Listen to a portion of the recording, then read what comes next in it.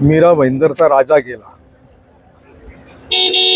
राजा सगळे काही राजे बनू शकत नाही.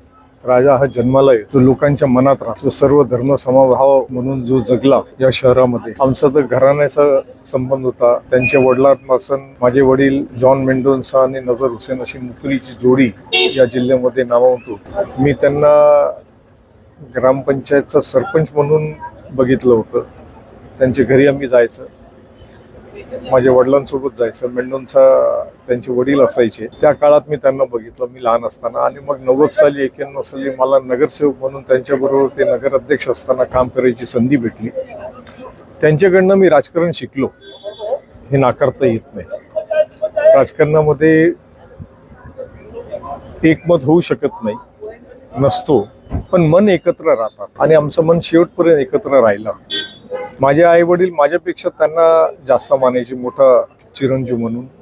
आणि नेहमी मला शिकवून द्यायची, मला डाटायचं. आपण जे म्हणतो ना की तू गिबू बरोबर कशाला तू भांडतो म्हणून. आता 1.5 महिन्यामागे सुद्धा माझी प्रकृती खूप खराब होती. त्यांना कळलं, मला फोन केलं. मला म्हणलं मुझे भाई तबीयत खराब है, मैं देखने आता हूँ, मेरी भी तबीयत खराब है, मम्मी को देखने को आता हूँ. माझे वडील 5 वर्ष आजारी होते, बेड रिटर्न होते. ते मुंबईला जायचे, ठाण्याला जायचे. येताना माझ्या घराच्या समोरून जायचं, वडिलांना भेटायचं, वडिलांच्या पायापाशी बसायचं. इतका प्रेम होता त्यांचा. आणि मागच्या वर्षी माझे वडील गेले. मी गिबू शेठनं कधी अंत्यविधीला जाताना बघितलं नाही. कधी एवढे वर्ष मी त्यांना बघितलं कधीच नाही. ते खूप क्वचितच, माझ्या तर लक्षातच नाही. पण माझ्या वडिलांच्या अंत्यविधीला ते येऊन 2 वेळा आले, पायापाशी बसले आणि धाड धाड रडले.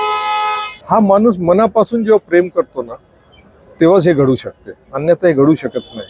ड्रामेबाजी, राजकारणामधलं आम्ही नाटक करतो, ते सगळं आपल्या जागी असतं. पण जो माणूस मनापासून प्रेम करतो, त्यांचा पूर्ण परिवार म्हणजे योग. बघा कसं की मी नगरसेवक म्हणून गिल्बर्ट शेठबरोबर काम केलं.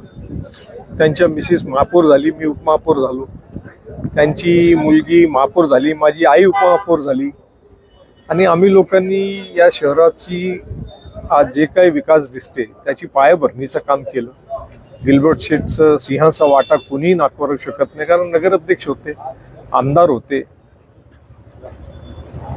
तर त्यांची जागा कुणी घेऊ शकत नाही. जसं मी म्हटलं, राजाची जागा कुणी घेऊ शकत नाही. जो लोकांच्या मनावर राज्य करतो ती जागा कुणी हिसकावून घेऊ शकत नाही. लोक आमदार होतील या शहरामध्ये, महापौर होतील, मंत्री होतील, बरंच काही पदावरती जातील, पण गिल्बर्ट शेठ हा राजा होता आणि तो राजा राहील. ही श्रद्धांजली माझी त्यांना.